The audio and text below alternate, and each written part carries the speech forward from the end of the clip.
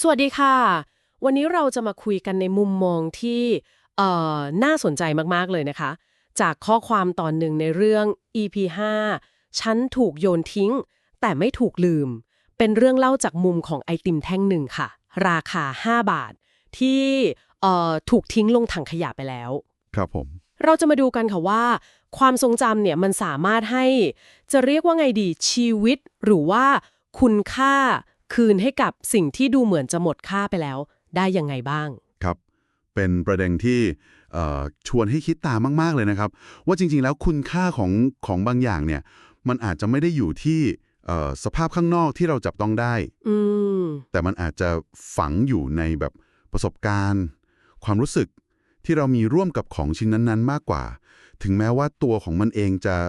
สลายไปแล้วก็ตามใช่ค่ะอย่างในเรื่องนี่คือบรรยากาศตอนเริ่มต้นนี้ไม่น่าดูเลยนะคะไอติมแท่งนี้คืออยู่ในกล่องทิ้งขยะหลังร้านสภาพแบบเปียกฝนชื้นๆกลิ่นก็เริ่มไม่ค่อยดีแล้วครับตัวไอติมเองก็ละลายแบบไม่เป็นรูปเป็นร่างแล้วค่ะแบบดูไม่มีค่าแล้ว ใช่ค่ะแต่อีกด้านหนึ่งมันมีชีวิตในอีกมิติที่กำลังรอให้คนมานึกถึงอยู่คือมิติของความทรงจำแล้วจุดเปลี่ยนสำคัญก็มาถึงจริงๆค่ะตอนที่มีเด็กผู้ชายคนหนึ่งเดินมากับคุณแม่เดินฝ่าฝนมาเลยนะคะแล้วเด็กคนนั้นก็เหลือบไปเห็นซองไอติมในถังขยะพอดี อือหือแล้วเขาก็จำได้ทันทีเลยบอกแม่ว่า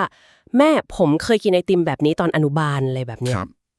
คุณแม่เขาก็ตอบว่าอ๋ออันนี้เหรอแม่เคยซื้อให้ตอนกลับจากเรียนซัมเมอร์ที่วัดไงครับผมโอ้โหปฏิกิริยาของเด็กนี่สำคัญมากเลยนะครับตอนนี้การที่เขาจำได้จากแค่แบบซองเก่าๆหรือที่ในเรื่องไอติมมันคิดนะครับว่าเห็นแค่ขอบป้ายราคาเก่าๆ ใช่ค่ะแล้วเขายิ้มออกมาได้เนี่ยมันเป็นหลักฐานเลยนะว่าความทรงจำดีๆเนี่ยเอ่อมันยังอยู่มันยังชัดเจนแล้วก็มีพลังมากจริงค่ะเนี่ยแหละครับคือหัวใจสำคัญเลยการที่ถูกจดจำได้ในทางที่ดีเนี่ยมันเหมือนมอบความรู้สึกว่าเอ่อเรายังอยู่ยังดำรงอยู่ต่อไปได้จริงๆแม้ว่าทางกายภาพแบบตัวตนจริงๆมันจะจบไปแล้วเหมือนที่ตัวไอติมเองก็คิดขึ้นมาตอนนั้นเลยนะคะว่าแม้ตัวฉันจะอยู่ในถังขยะครับแต่ความทรงจำของฉันกลับยืนอยู่ข้างรอยยิ้มของเขา โอ้โหแล้วเขาก็เลยเหมือนตระหนักขึ้นมาว่าฉันรู้ทันทีฉันไม่เคยหายไปจริงๆจากที่เคยคิดว่าถูกทิ้งแล้วก็คือจบกันไป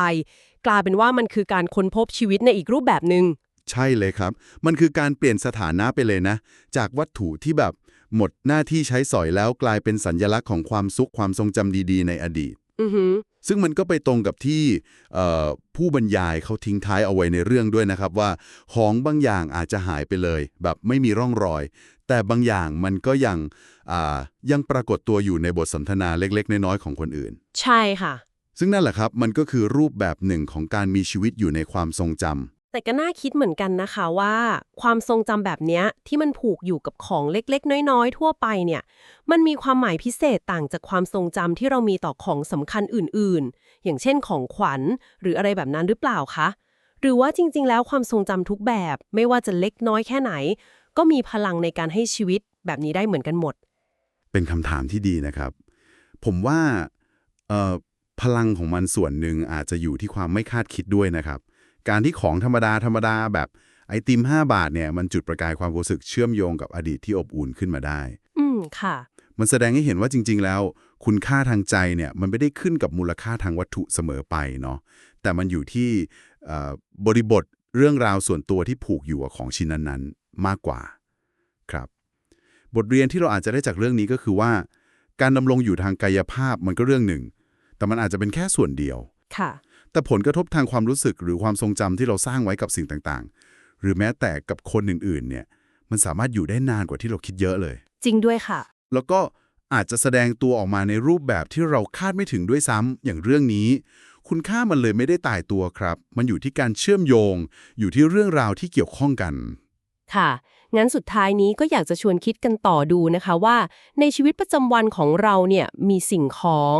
มีเหตุการณ์หรืออาจจะเป็นบทสนทนาเล็กๆน้อยๆอะไรบ้างที่ดูเผินๆอาจจะเหมือนไม่มีอะไรสำคัญเลยครับ แต่ลึกลงไปแล้วมันอาจจะกำลังทำหน้าที่เหมือนเป็นแคปซูลเวลานะคะที่เก็บความทรงจำที่มีค่ามากๆไว้ให้ใครบางคนอยู่ก็ได้ อืมน่าคิดครับ แล้วตัวเราเองล่ะคะเราอาจจะกำลังมีชีวิตอยู่ในความทรงจำเล็กๆแต่มีความหมายของคนอื่นผ่านเรื่องราวแบบไหนกันบ้างโดยที่เราอาจจะไม่เคยรู้ตัวเลยก็ได้นะคะเหมือนกับที่ไอจิมแท่งนั้นเขาได้รับคำขอบคุณในใจจากเด็กคนนั้นว่าขอบคุณนะที่จำฉันได้แม้จะเหลือแค่ซองเปล่า